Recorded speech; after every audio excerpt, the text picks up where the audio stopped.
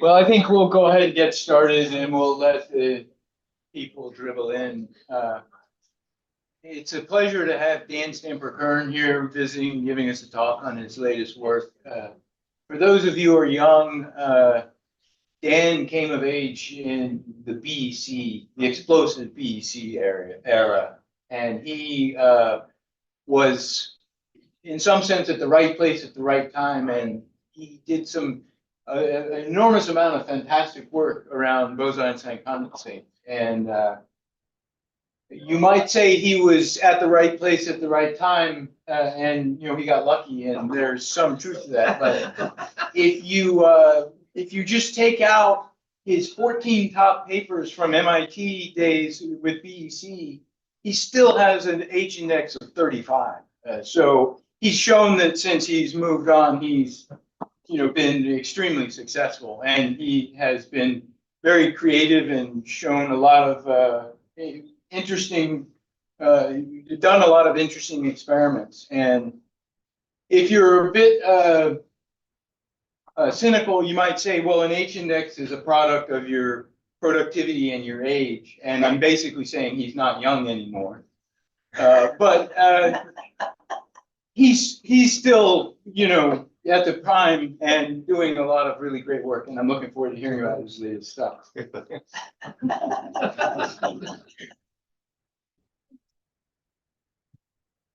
All right. Well, let me open up by saying that I love Trey, and he's a great friend and a great guy, and he can roast me all he wants. Can you hear me? All right. So those in the back, there's plenty of seats if you want to just come in, have a seat. Don't worry about it. All right. Great. So I'll tell you about some of the work that's going on in my research group. And for the purpose of the seminar, I want to actually cover two separate topics. We'll see if we can talk about them both within the hour. So the first has to do with experiments my group does, there we go, on atoms that are placed in optical cavities. And I'll talk about how adding the new technology of atom-tweezer arrays allows us to do things that are rather new in this space. And then second thing I'd like to talk about is efforts that have finally come to fruition. We've been working on this for a number of years, trying to apply laser cooling and eventually bring to quantum degeneracy a new family of atoms that have not been cooled before. So let me start off with the first of these topics and tell you about how and why we've decided to integrate what are known as atom-tweezer arrays inside of high-finesse cavities to realize cavity QED in a more controlled setting. So cavity QED describes a system like this, where you take a quantum object that interacts with light, and you try to control the manner in which it interacts with light, rather than having it be able to, let's say, spontaneously emit light in all directions. You try to force this quantum object, this quantum emitter, to interact just with a single mode of the electromagnetic field. So that makes the sort of open aspect of quantum electrodynamics more tamed. So you're looking at a more closed system. And my group has been working on cavity QED in the optical regime for a long time, and we've had a lot of applications of this kind of rubric, where you can use it for things like quantum sensing, where this quantum object places information on the light field, which then, with very high fidelity, exits the cavity. We've looked at experiments in dealing with feedback control of quantum systems and so forth. So it's been a very rich play space for us. Now, to make the experiments interesting, we want to place some kind of quantum object inside of the cavity, and my group has had a bit of a transition on how we do that. So for the first maybe 30 or so years of my career, the method was to take a gas of very many atoms. I work with cold atoms, produce a gas of very many cold atoms, put them in a somewhat tight trap, and then basically just sort of pour these atoms into some container inside of an optical cavity. And that actually allowed us to do an enormous range of, well, allowed us to do some range of physics and others to do a lot more. But it does lack some level of control, because now you're just dealing with an ensemble of atoms with a somewhat uncertain number of atoms and a lot of uncertainty on where the atoms are located exactly. And this was a loose degree of freedom that was hard for us to pin down.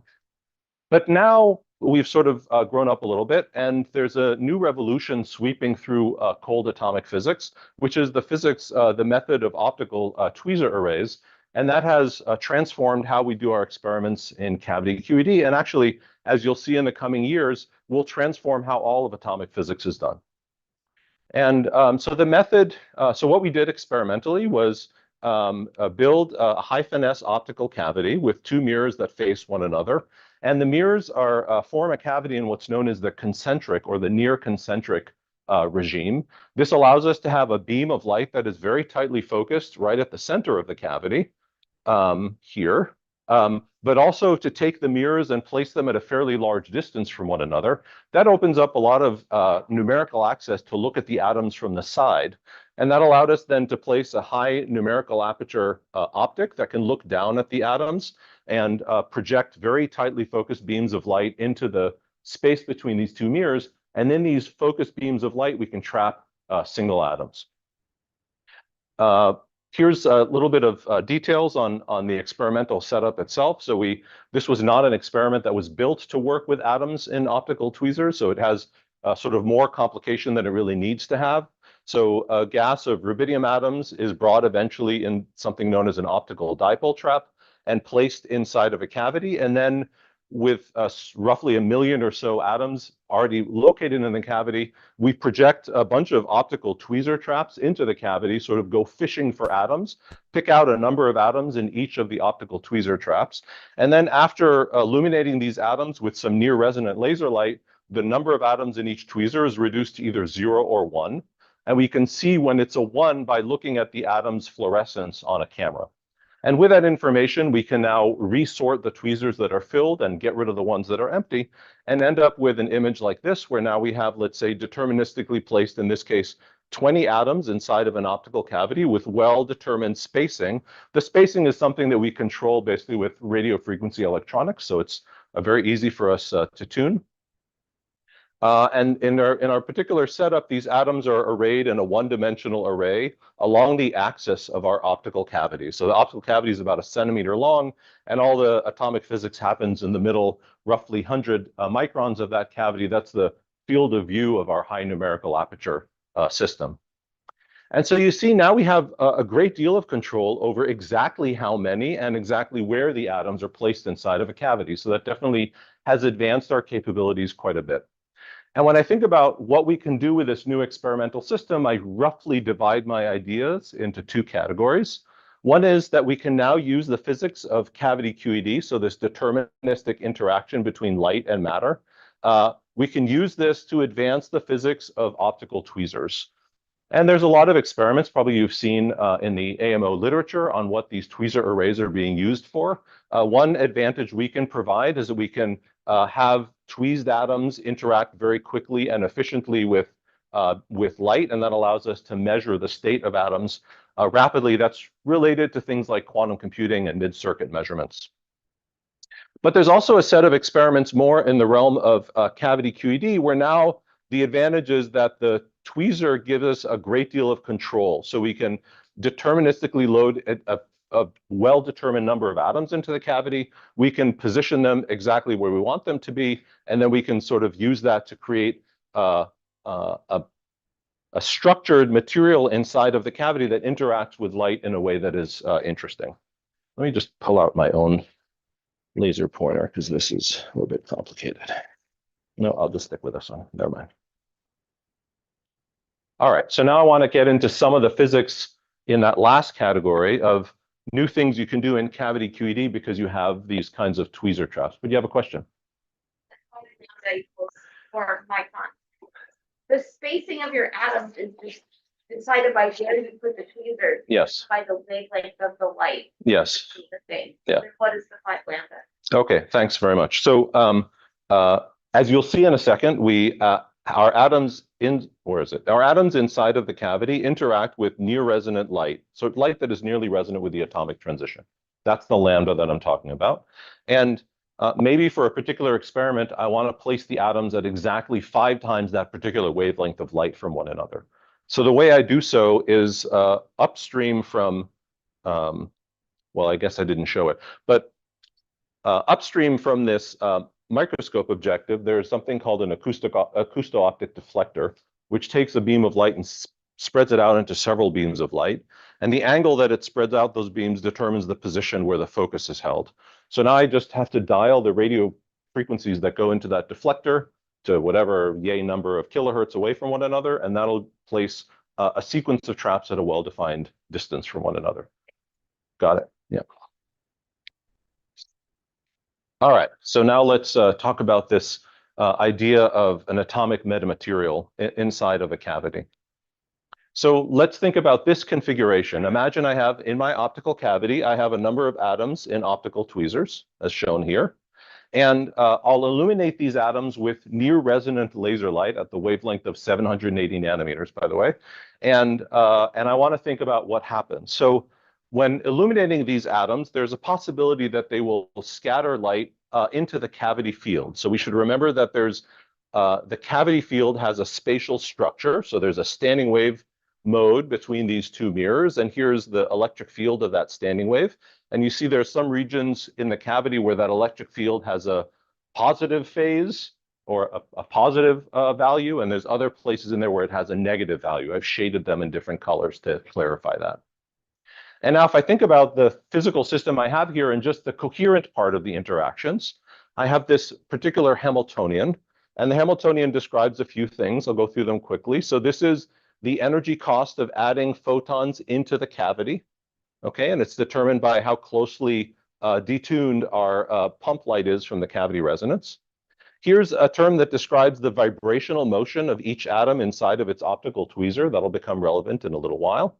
And then here's a term that describes how light is scattered by the atoms into the cavity field. So here, for example, is a term where a pump photon is destroyed and a cavity photon is generated. And the strength of that coupling depends on where the atom is located inside of the field. Okay, so that's the Hamiltonian we're going to play with for a while. And one of the things I want to emphasize is that the light inside of the cavity, which you can see by this summation sign, is given by the sum of the emissions of all the individual atoms. So, for example, if I take all my atoms and I place them not at nodes of the cavity field, which I'd shown originally, but I just displace them just using some radio frequency adjustment in my deflectors, I place them where they're at exactly an integer number of wavelengths from one another, and they're also at locations where they interact strongly with the cavity field, always with the same phase. Then the electric field inside of the cavity will be n times the electric field that would be generated by a single atom. And therefore, the intensity of light in the cavity is n squared time what it is if there were just a single atom in the cavity. And this n squared scaling of emission is sort of the hallmark of superradiant scattering. So here's an experiment that demonstrates this. So let me just start with two atoms. Imagine we take two tweezers. We place one atom where it strongly couples to the light field, and another atom, we just kind of drag its position across the cavity, scattering light off the atoms and collecting how much comes out of the cavity. And this is what we observe. So you see that as a function of that distance, the total emission from the cavity, this is hard to work with, rises and falls. And so let's say at locations where the atoms are separated from each other by an integer number of wavelengths, then the emission from the two atoms is constructive. Ideally now, two atoms would emit 2 squared, which is 4 times as much as a single atom does. What I see is that they don't scatter exactly 4 times, somewhat less, and that is explained by the fact that the atoms are still rattling in their tweezer traps, something called the Debye-Waller factor. But nevertheless, we do see the signature of collective enhancement of emission by 2 atoms. And then similarly, if I take the 2 atoms and I space them instead by a half integer number of wavelengths, as shown here, then one atom is in a positive valued antinode of the field, and the other atom is at a negative valued antinode of the field. And now their emissions should destructively interfere, and the total emission into the cavity should be 0, because their emission should cancel out completely. We don't see exactly 0, again, because the atoms are rattling, but we do see this signature of destructive interference. So again, there are like 2 things, right? You can drive, which has some like shape or phase, right? And then there's the cavity, which has some shape or phase. So which one is like, okay, the cavity is a standing wave, right? Yeah, so what's good, thanks. So thanks, Alexei. So as I'm sort of implying by this dashed line, the atoms are placed at locations where their coupling strength of where the pump strength is identical. So they see the same Rabi frequency both in amplitude and phase. Yeah, that's our approximation. Yeah. So you said that each of the tweezers was a different deflection Yes. of the arrow. Does that mean it's a slightly different frequency? Yes. And that's not a problem. No, the light is very far detuned from resonance. I don't think it affects the physics much. Thanks. All right, so now let's let's turn this up to 11, actually up to 8, and see what we see. So now this is atoms at integer spacing, so where they should constructively add more and more light into the cavity field. And this is shown for a tweezer array of all the way from 1 to 8 atoms in it. And this is, you see that the light intensity coming out of the cavity increases nonlinearly. It increases roughly as n squared, but not quite exactly. And again, this is the same Debye-Waller factor that I spoke of earlier. So it's explained by the vibration, the thermal vibration of each atom inside of its optical tweezer. But we certainly see the hallmark of collective scattering and superradiance for this emission. Maybe more interesting to me was this other set of data where we place atoms at half-integer spacing. So again, if I have one atom in the cavity, it should scatter light into the cavity. If I have two atoms in the cavity, spaced by a half-integer spacing, then the emission from one should cancel out perfectly the emission from the other, so no light should come out of the cavity. And now if I have three atoms in the cavity, these guys have already canceled each other out, and so the remaining light in the cavity is just that of a single atom. So I should see the light intensity just alternate between 1 and 0 as I go from odd to even numbers of atoms.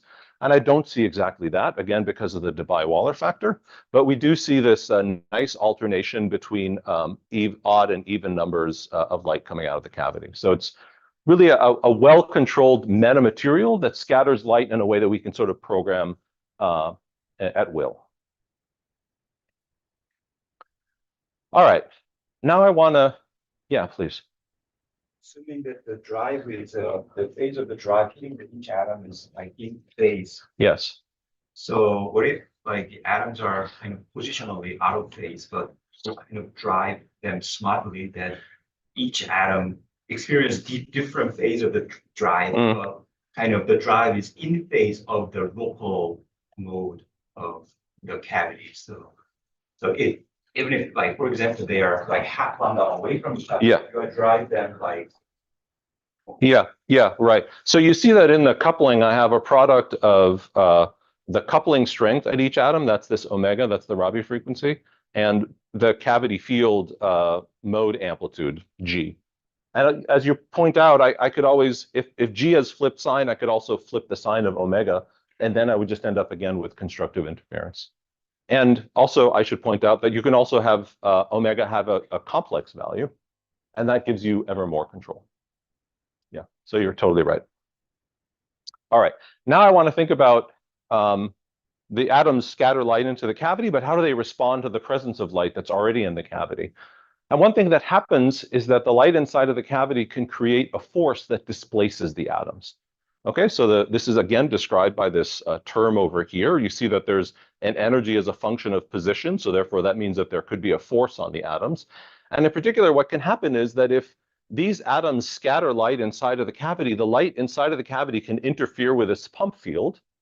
That's now two beams that are intersecting at an angle, so that creates a periodic optical intensity pattern, an optical lattice, and that can push on the atoms.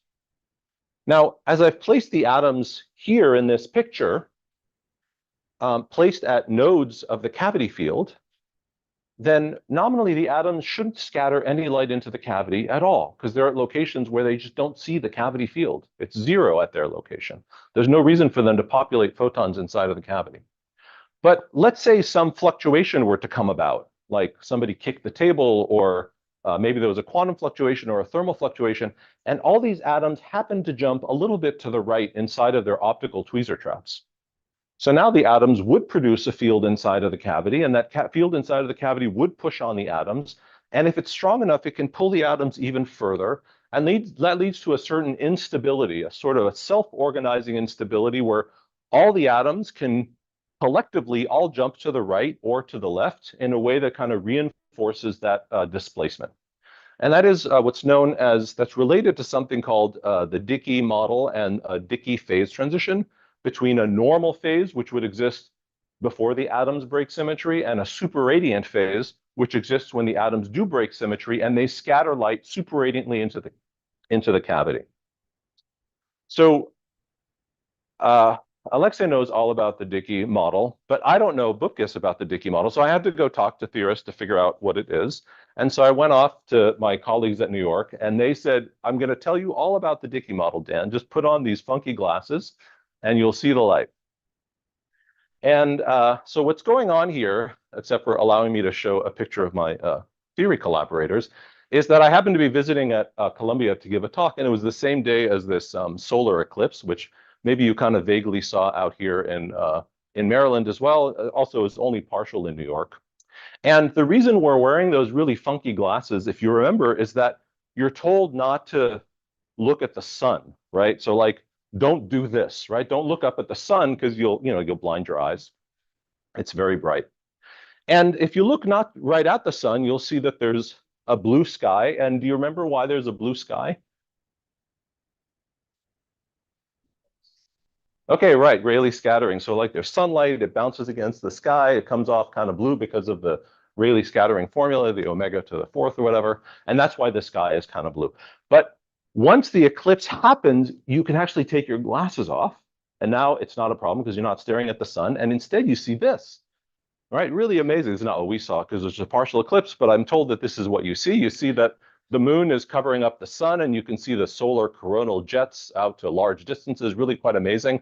But even more amazing, if you look off here, you're in the middle of the day, and you look off on the side, and it looks like the dark night sky, and you can see the stars. Okay, now my next question. Why is the sky here dark? You told me why it was blue, but why is it dark in this picture? Okay, so here's where the Dicke model comes in. Okay, so out here in the dark night sky, I imagine that space is very cold, and I'm going to ask, what's the state of very cold space?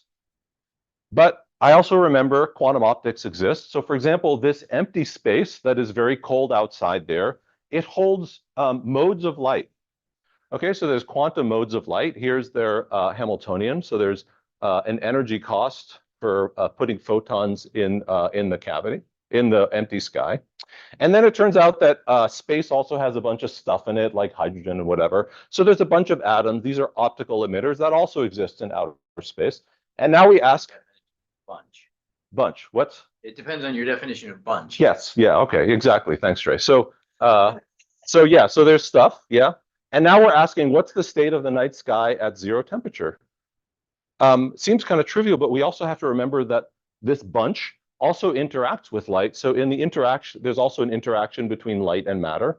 And now if I look at this term, which is the coupling of the electric field of light to the transverse dipole moment of the atoms, I realize there's a possibility that this term could be so large and negative that it actually compensates for this term. This term over here, to minimize this term, you would say, oh, I don't want any light in the night sky, and I want all the atoms in the night sky to be in their ground state. But if this term is big enough, then maybe even spontaneously the night sky should fill up with light, and the atoms in the interstellar medium should all be polarized. Okay, and if that would occur, then the night sky would be bright, it would be super radiant, and it would be kind of a weird kind of universe. So this is the Dicke model shown above. And it has this phase diagram. That is, you turn the strength of this coupling term up, you can turn the night sky from being dark to being blazing bright, and that would be the superradiant phase of the Dicke model. Now, in real life, it turns out that this physics doesn't come about because the coupling strength in real life is not large enough. So you would really need to pack atoms at very, very small distances from one another to drive past the Dicke phase transition.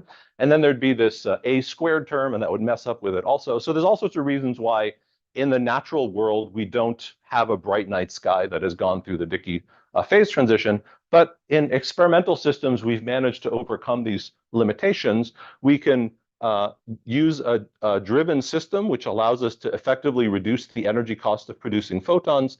And we can use atoms, a dipole moment on atoms that is effectively at less energy than the atomic energy itself. And that leads to realizations of the Dicke model. The most famous one being this work from the Esslinger group, where they took a gas of atoms, happened to be Bose-Einstein condensed, and like in our experiment, they place it in a cavity and they expose it to light that is shown in transverse from the atoms. And above a certain coupling strength or intensity of this light, the atoms spontaneously organize themselves inside of the cavity in a way that produces a lot of light that comes out of the cavity. And if I look, let's say, at this line of atoms, right? And I imagine what happened to the atom that was located at this location inside of the cavity. When the symmetry breaking occurred, it decided either to jump to the right into this place of the optical cavity or to the left into this location in the optical cavity. So in our experiments, we're sort of repeating this Esslinger experiment. Instead of working with a bulk gas of 10 to the 5 atoms, I'm using a mesoscopic system of 10 atoms or something, and I'm placing them right at these locations where they have to choose to break symmetry. The physics of this, so there's a little mathematics here. So this is the expression that I showed you earlier for how atoms couple to light inside of our cavity.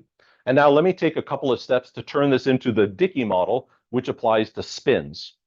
So the first thing I'm going to do is I'm going to apply what's known as the Lamb-Dicke approximation. Assume that the atoms don't move very far from their equilibrium position. So that allows me to expand a sine kz as being just k times z. So now I have this expression over here, where now I have a coupling between the electric field of light inside of the cavity and a position operator for the atom. So now it's like the coupling of two springs of two harmonic oscillators. And then the next step I take is if the temperature is very low, I can restrict my attention to the two lowest levels of a harmonic oscillator. And then basically I recover, if you remember the previous slide, the Dicke model Hamiltonian. And I take you through this because in our experiment, it turns out that neither of these approximations strictly hold. So there's going to be some weirdness in our physics, but the rough picture is the same. We still observe something akin to the Dicke model. And one thing I can take out from all this mathematics is also a prediction for what is the intensity of light or the amplitude of light by which I have to drive the atoms in order to send them past the Dicke phase transition. And the dependence that I want to highlight here is on the number of atoms that we're interacting with. So that's something we hopefully can see in our experiment is a variation of the critical strength with the atom number that makes sense. So here's how the experiment works. We take atoms in our optical cavity. We actually space them by half-integer wavelengths. There's a reason for that. It kind of protects our system from some drift. We shine light onto the atoms, and then we take the light that comes out and we send it onto a heterodyne receiver. And that allows us to characterize the electric field of light inside of the cavity.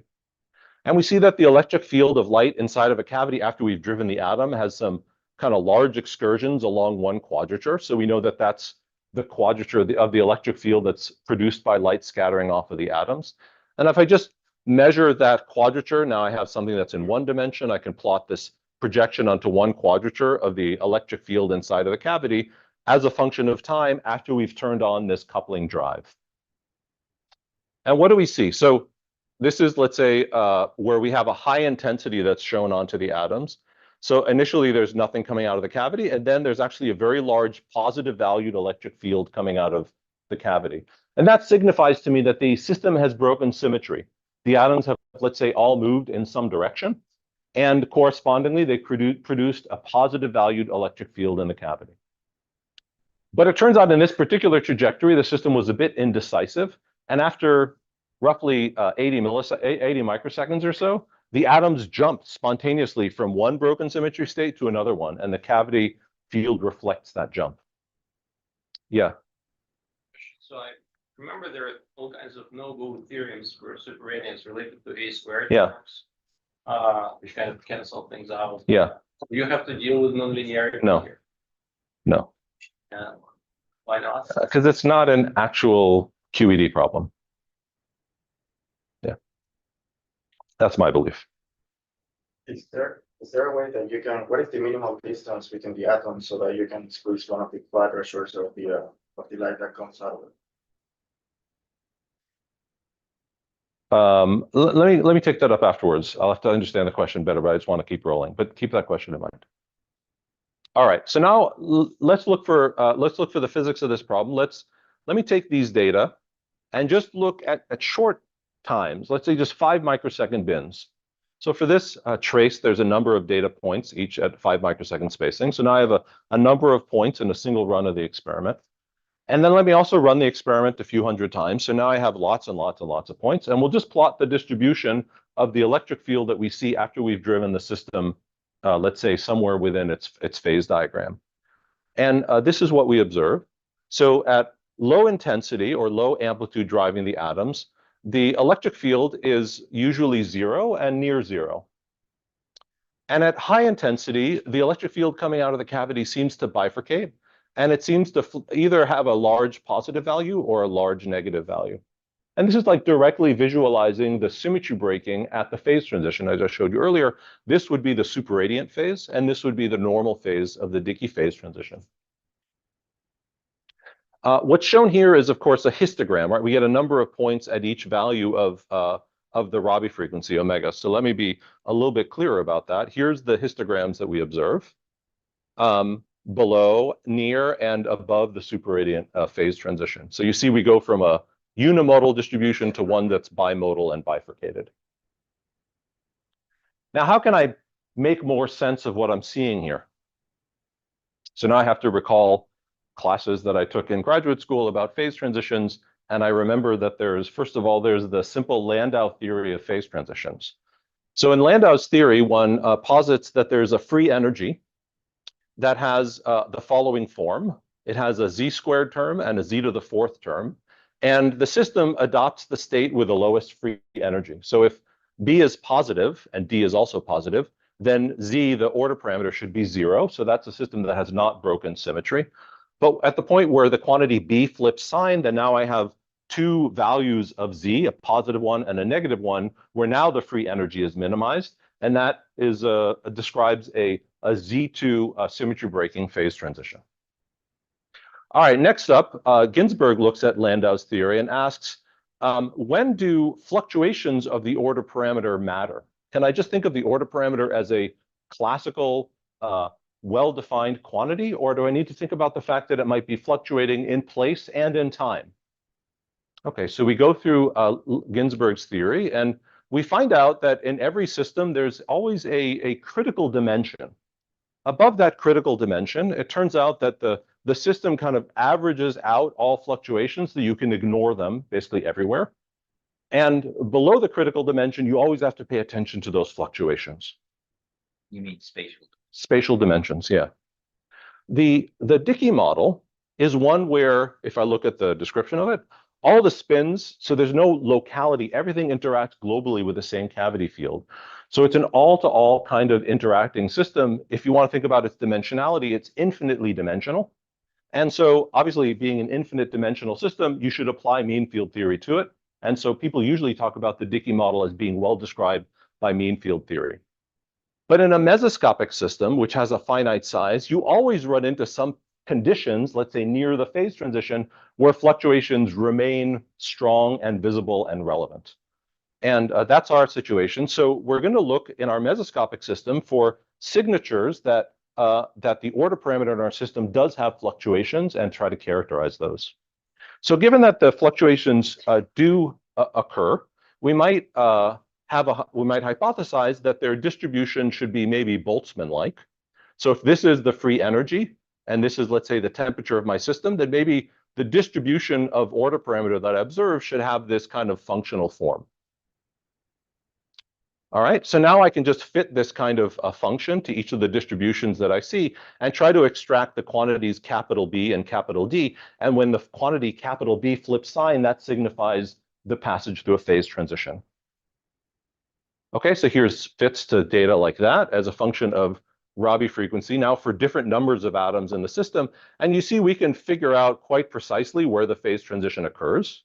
And you can also see that the phase transition occurs earlier if I have a lot of atoms than it does if I have very few atoms in the system. Or for example, if I plot these data, I have a measurement of the critical point at which the system underwent its phase transition as a function of atom number. Now it pretty much scales like 1 over the square root of atom number. It's pretty close scaling. There's some confusion we have about the role of temperature in our system and the residual vibration of atoms in their wells. We would have guessed that the order parameter should have its critical value within this band, and it appears a little bit higher, and we think there's just some extra heating in the system, but we don't quite understand this part extremely well. All right, let me focus on a couple of more aspects of fluctuations. And I won't have time to go through all of this, so I'll just go through the first one. Are there any theorists in the room? No. Okay, good.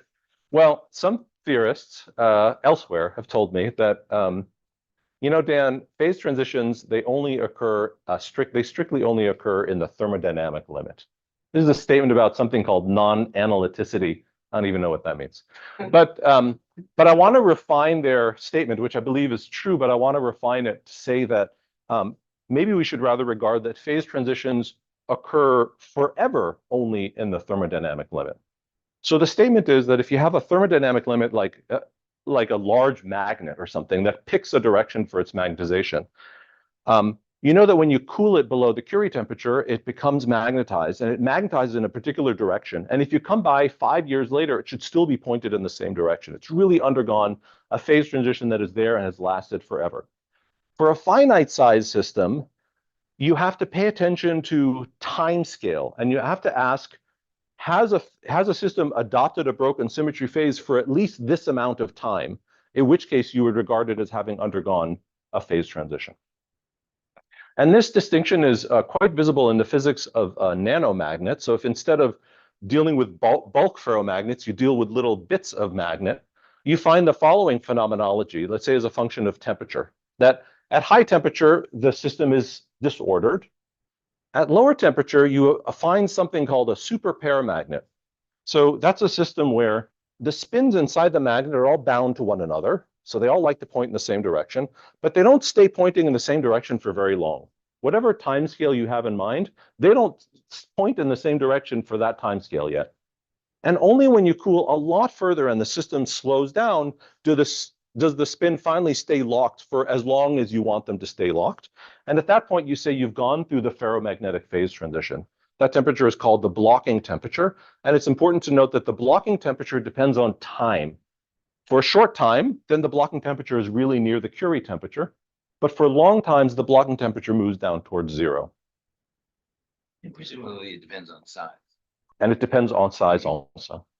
So here's our effort to look at the physics of superparamagnetism in our system. So I showed you these kinds of trajectories earlier, where we drive our system past its quote-unquote phase transition, and we look at the order parameter, in our case, that's the electric field of the cavity, as a function of time. And we see sometimes trajectories where the system breaks symmetry and stays in a broken symmetry state forever. Well, for as long as we care to measure. We see other ones where it sort of is a little bit indecisive. It has one phase, and then it jumps to the other phase, and then it jumps back, perhaps. We see maybe on a few percent of the situations, we see the system really oscillating periodically between the two broken symmetry states, as if in this kind of free energy diagram, the system is like above the barrier and is bouncing back and forth between the two broken symmetry values. Anyhow, let me identify the critical value for the phase transition as a function of time. So either I can bin the data, as I showed you earlier, in 5 microsecond bins, that's these dark data, or I can bin the data in longer term bins, like 50 microseconds. And we see that if we ask for the system to be stable for longer, we have to go further past the phase transition point, past the Curie point, to a lower, I guess, a lower blocking temperature or a higher coupling strength to see the symmetry breaking persist in that region. Yeah. Is there a notion of temperature in this business? There is probably a notion of temperature in my experiment, yes. So could it be just simply that this thing is just hotter than this is cold and hot sort of transition, just temperature driven transition process? Well, the question is, so the system is at some temperature. I don't know what hot and cold means, but it's at some temperature.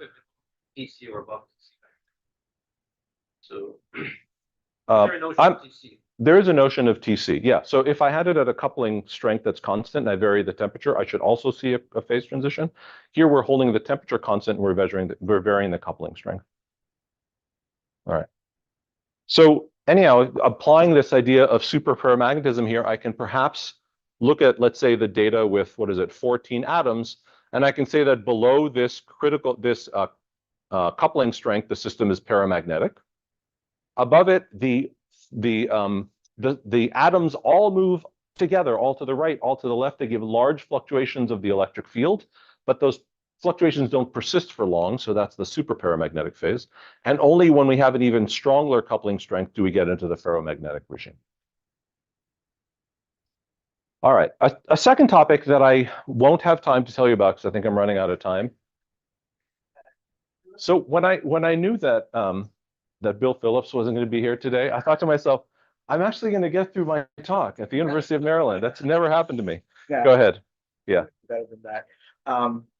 So autocorrelation time, that would be the other way of looking at, like, how does the autocorrelation time of the order parameter change? Like, Yeah, that's basically what's shown here in quantum optics. We call that the G1 function. It's the correlation between the quadrature of the electric field now and later. Yeah, and this is below and above the phase transition. So you see above, there's a longer correlation time. I think. Yeah. Right. Okay. Yeah. Okay, the same. Yeah. A different way of quantifying exactly the same effect. Yeah.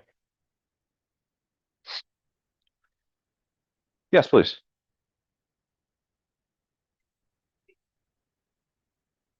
Oh yeah, cool. So I don't think that the atoms interact with a cavity field. They can scatter light into the cavity field. There's also a way in which the atoms can directly interact with one another. So like the fact that I've created an atomic optical dipole here and another one here means that there's actually a possible interaction directly between them, and not the thing mediated by cavity photons that are bouncing, but really the direct interactions. In our experiment, because we keep the atoms something like 4.5 to 5 lambda away from one another, I think that those are completely negligible. I have in mind changing our experiment to where those things would happen, would be relevant, and that would make for a pretty interesting system. But for now, I think those kinds of nanoplasmonic effects don't affect our system. Yeah.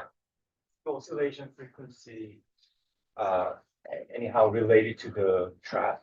Yes, probably. We haven't really very quantitatively figured that out. Probably. All right. So in a mesoscopic system versus a macroscopic system, fluctuations are the thing to pay attention to. That's the distinctive thumbprint of a mesoscopic system. Here's one way in which these fluctuations show up as a function of time. Another way in which fluctuations show up is if you measure the susceptibility of a system. I'll just skip through verbiage and point out that susceptibility is always related to some variance. There's a set of formulas known as Kubo formulas that relate susceptibility at different frequencies to fluctuations. And when we measure, let's say, the mechanical susceptibility of our system, we can measure position fluctuations. And those position fluctuations should be large in the mesoscopic regime. I'll just leave it at that. The way in which we measure fluctuations in our system is at the start of our experiment, we can move our tweezers away from these 0 points. We can bias our system so that it should slightly break symmetry in one direction versus another. And then we can run the system through its phase transition and see basically the response and try to quantify the linear response of the system to initial displacements or to forces that are applied to the atoms. And without really providing you with any explanation, I'll just point out that by observing the optomechanical susceptibility, basically the mechanical susceptibility at the phase transition, and finding that it is not divergent, we again have evidence of the mesoscopic nature of our system. But I apologize for having glossed over this. It's an important topic, but I want to get to the last part of my talk, which is totally different, which is laser cooling a different species of atoms. And here's kind of our thought process that went into this. So by now, a lot of atoms within the periodic table have been cooled to the point of quantum degeneracy, like where they make Bose condensates if they're bosons or degenerate Fermi gases if they're fermions.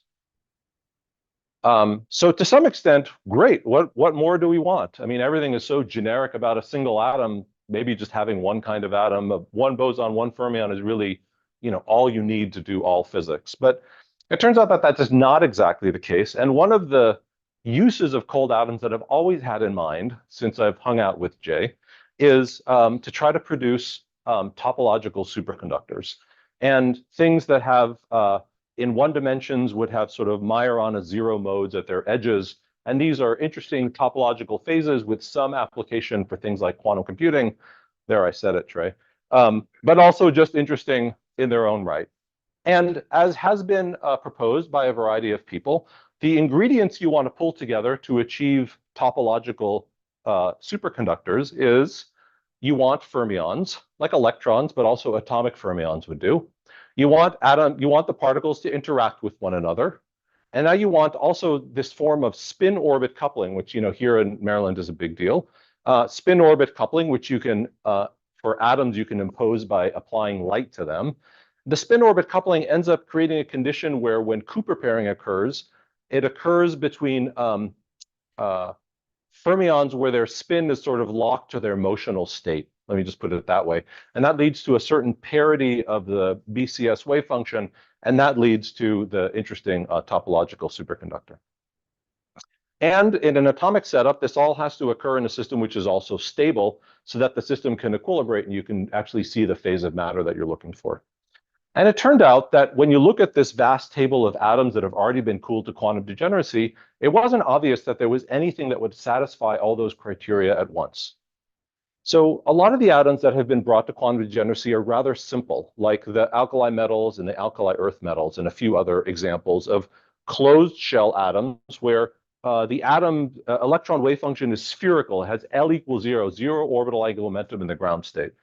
And there's ways, I don't really want to explain deeply, but there's ways in which kind of the simple spherical nature of that ground state means that it doesn't support spin orbit coupling except for light that is very close to atomic resonance. And so when you apply light that's near atomic resonance, the atoms scatter a lot of light and the system is not stable because it keeps heating up. So these atoms are kind of off the table for this kind of project. There's a few other atoms that have been brought to quantum degeneracy, these kind of weird lanthanides at the bottom, and they're really complicated atoms. They have lots of structure in their ground state. That means that light of different polarizations can really like yank on the atom in a state-dependent manner. But it turns out that these atoms also have very large magnetic moments, and that leads to a certain instability if you put spin mixtures together. So again, it's kind of hard to use these atoms for things like topological superconductors. So that made us think there's got to be something else. And so by thinking about it and searching through the NIST spectral database, which was usually right, but not always, we found a number of atoms where people maybe had just not quite observed previously that you could actually apply laser cooling to them as the first stage toward making them quantum degenerate. And we decided to try out an experiment on one of these guys, in particular titanium, and see whether we could laser cool this as an example of all of these other transition metals that we could laser cool. And if it turns out that we're right, and it turns out that we are right, that we can laser cool titanium, then probably you can laser cool a whole bunch of other atoms as well. Okay, so this graph just sort of justifies what I said about spin orbit coupling, but it's too complicated. So let me talk about how we proposed to laser cool titanium. So titanium in its ground state is a 4-valence electron atom. Nobody ran from the room. Usually, atomic physicist hears 4 valence, it is too much, way too much complexity. Anyhow, so here's the valence electron configuration in titanium. So there's 2 electrons in the d orbital and 2 in an s orbital. And let's say I want to laser cool this atom. So I don't know anything about d orbital electrons. I just know about s orbital electrons. This looks a lot like an alkali earth metal. So maybe I just have to laser cool out of the ground state like I would laser cool calcium. And it turns out that you can try this, but it doesn't work very well. Like actually, it doesn't work well in calcium either, because you only scatter a few photons off this transition before the atom falls into one of the other levels. And then it's kind of lost to your system. But transition metals are not very picky, and you know that they are pretty happy to move electrons between s and d orbitals if something comes up. And so in particular, let's think about a configuration where one of these electrons is placed in the d orbital, and where if I can neglect the d orbitals, this just looks like an alkali metal with a single s electron. And maybe now I can drive something equivalent to the d2 transition of an alkali atom between the s1/2 and the p3/2 level. So this would be the transition of interest. And in particular, if I push the atom to a largest value of total angular momentum, then the spectrum becomes kind of sparse down here, and I can in fact support a cycling laser cooling transition. We had guessed, based on our like very primitive understanding of atomic physics, that we could probably support something like 10⁵ scattering events on this transition before the atom leaked out. Our friends, Mariana Safranova and colleagues, they know how to calculate these things. They told us that actually the situation is even better, that you could scatter maybe 10⁷ photons. And now we have experimental evidence that it's at least 10⁶. So that's all pretty good news. Okay, so if the idea works, then it turns out that you can laser cool a whole bunch of other atoms. So if you're interested in starting up a new laser cooling experiment with some new atom, you can just, I believe, pick from this table. And any of these atoms, we can now tell you at exactly which transition you might be able to laser cool them. All right, but of course, does the idea work? And we've been spending a couple of years figuring out that it does. And it turns out that most of our challenges had to do with just producing an atomic beam of titanium to begin with. And one of the things about titanium is that it's a near refractory metal, which means that it only melts, but more importantly, it only sort of produces a vapor at very, very high temperatures. And so the standard method of, stick some metal in a chamber and wrap some heater tape around it doesn't quite work with titanium. You need to do something different. For example, buy a glowing crucible oven, which is what this picture is. And a second problem we have with titanium is that laser cooling doesn't occur for the ground state of titanium. Laser cooling would apply to a metastable, an excited state of titanium. And that metastable state is up in energy by like 10,000 degrees worth of energy. So at usual, accessible temperatures, we would not have much thermal population in this metastable state, and we have to somehow get atoms into that metastable state. So just producing a beam of metastable atoms was kind of a challenge for us. We went through a number of attempts to do so. One was to use ablation of titanium into a buffer gas. Actually, it turned out that a room temperature buffer gas was sufficient for this. And I'll kind of skip over this part because you could read it in a paper, but basically, we do find that ablation of titanium vapor into the buffer gas not only produces a lot of titanium, but it also produces a ton of titanium already in the metastable state. And that's for the reason that the ablation, when it occurs at a very high temperature. So some plasma, which later neutralizes at temperatures of like thousands of degrees. So at that point, there's plenty of metastable state titanium around. And now these metastable atoms, they bounce against these very inert buffer gas atoms, and they leave behind a very large population, even surviving thousands of collisions with the inert buffer gas.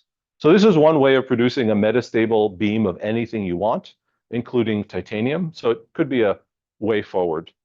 But we tried out another method, which was actually embarrassingly simple, which is just to buy what's known as a titanium sublimation pump. So you can buy these things in a vacuum catalog. We all use them inside of our ultra-high vacuum chambers. And when you flip one of these on, it produces an atomic beam of titanium. It's fabulous. It's very cheap. And we found out that you can also apply some optical pumping light. So there's a particular transition we found at 391 nanometer wavelength, which should take some of the atoms from one of the fine structure states of the ground state, and with about 50% efficiency, put it into this metastable state. Okay, so now we know how to use a titanium sublimation pump and a single laser to produce a beam of metastable state titanium. So we figured let's just try something quick because we've been working on this for years.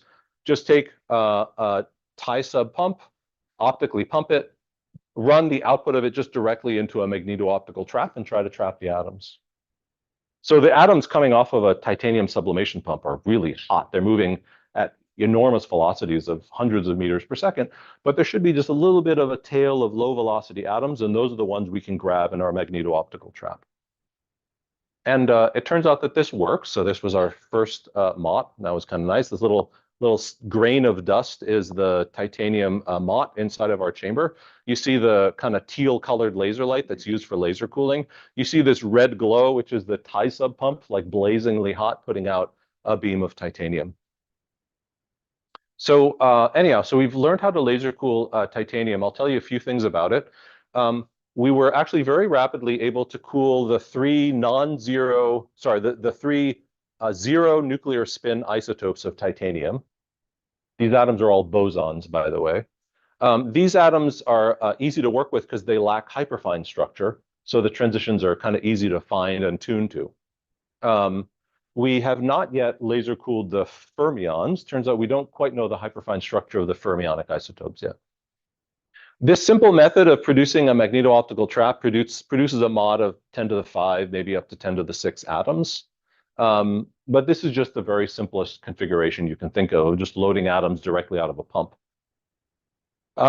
We see that subdoppler cooling applies to these atoms. We've measured a temperature that's well below the Doppler limit, so this, which would have been a few hundred microkelvin. So I would have expected polarization gradient cooling to apply to this atom, and it does. We think that a narrow line transition should produce even colder titanium atoms. We're going to try that next. And then the last thing is we've been looking a lot at how the number of atoms in the magneto-optical trap dies off once we turn off the optical pumping light. So we kind of choke off the source to this magneto-optical trap. And by looking at that decay under a variety of conditions, we can now quantify that the leakage out of the laser cooling state is no higher than a part in 10 to the 6. So that's really good news for laser cooling. It also tells me that if I take a titanium atom and I stick it in an optical tweezer, I have long enough to detect it. So we can now use, the modern atomic physics methods on this atom also. And then we've also been worried about light-induced losses because we're trapping atoms in a metastable state, but these don't really seem to be a showstopper. We don't yet see any evidence of two-body losses. What do we want to do with titanium? We want to do a lot. I mean, there's things that we have in mind. So we started off with wanting to produce this topological superfluid. But there's other things that come up. Once you have a new system in your hands, the new ideas come up. And one of the new ideas that came up was observing that there's an optical transition between the metastable state that we use for laser cooling and one of these ground states of titanium that has a wavelength which matches really nicely with telecommunications equipment. So it should be possible to stabilize an atomic clock on exactly this wavelength, and then directly send atomic clock beams on long distance optical fibers and make atomic clock networks at continental scale. So that, anyhow, seems like a fine direction for us to take, but I think also the quantum simulation direction will be interesting. All right, so now let me just finish up. So I told you about work that's been performed by my team working, my team working with atoms in an optical cavity. That's the E6 team. I told you about some of the work that the titanium laser coolers have been doing. I didn't tell you about what we're doing currently with our atoms and optical lattices. We're just kind of in a construction phase, so I can tell you about that separately. And that's it. So thanks everybody for all the great questions and for your attention.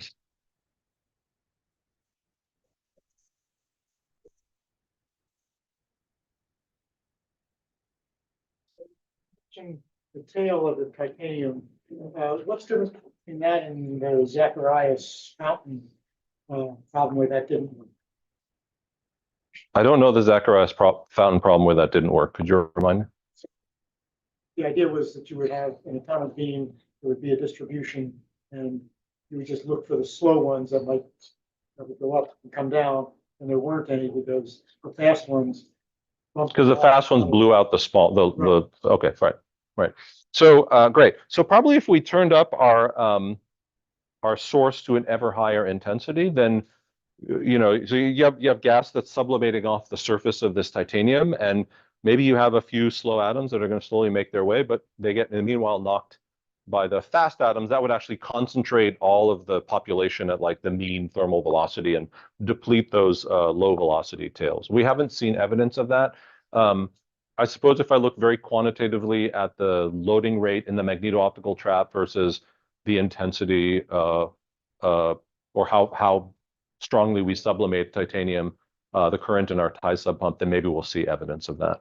But no, I mean, maybe Zacharias was looking for a large population, and maybe I don't know, maybe there's a reason why actually the loading rate we're seeing is pretty much consistent with what I would have guessed in the absence of collisions. So slow. Yeah. It's much longer time to be. Yes, right. So I don't actually know the capture velocity of our trap, but let's say it's the same as others. It's about 50 meters per second.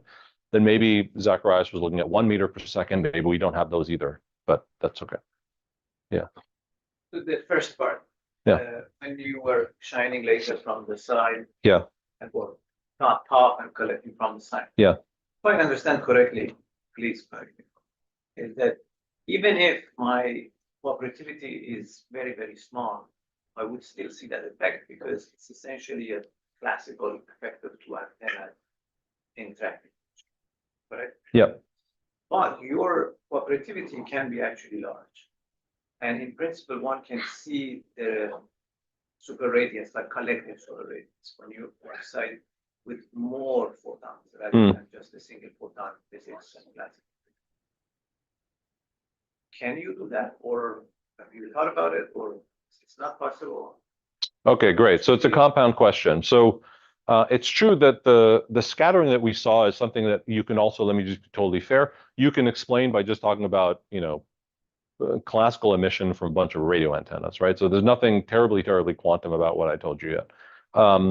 A more quantum problem would be one where we look at actually multiple excitations. So let's say we were to take our atomic system and invert it completely, and now like allow for emission to occur. You might say that if we want to see this super radiant burst of light in a particular direction, we'll want a large optical depth of our system.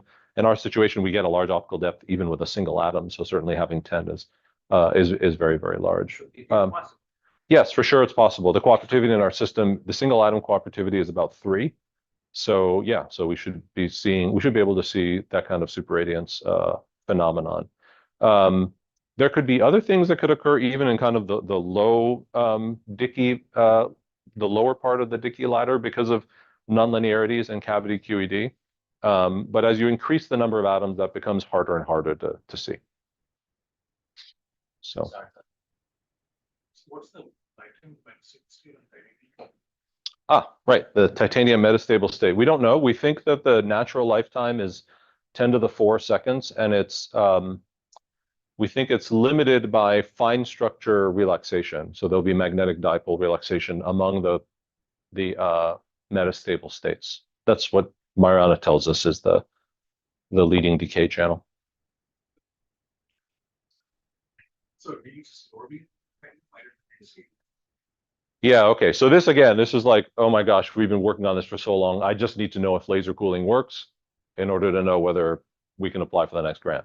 And so this is just a tie ball titanium sublimation pump and a magneto-optical trap a few centimeters away.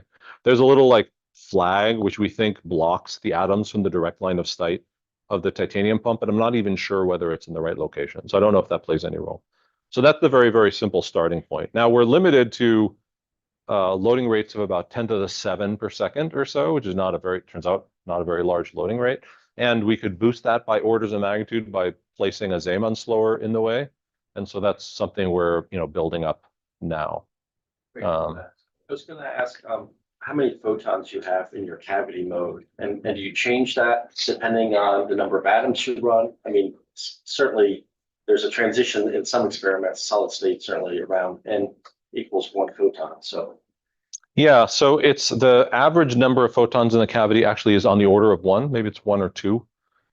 It turns out not to be a terribly, I mean, you would think, oh, wow, that's a very, very quantum situation. But I think instead you should think about how many photons have been in the cavity in the time scale it takes for an atom to move. And that can be actually very many because, the photons are decaying at, faster than a megahertz. So on average, I think that the average field that the atoms are seeing is actually fairly well determined. Yeah.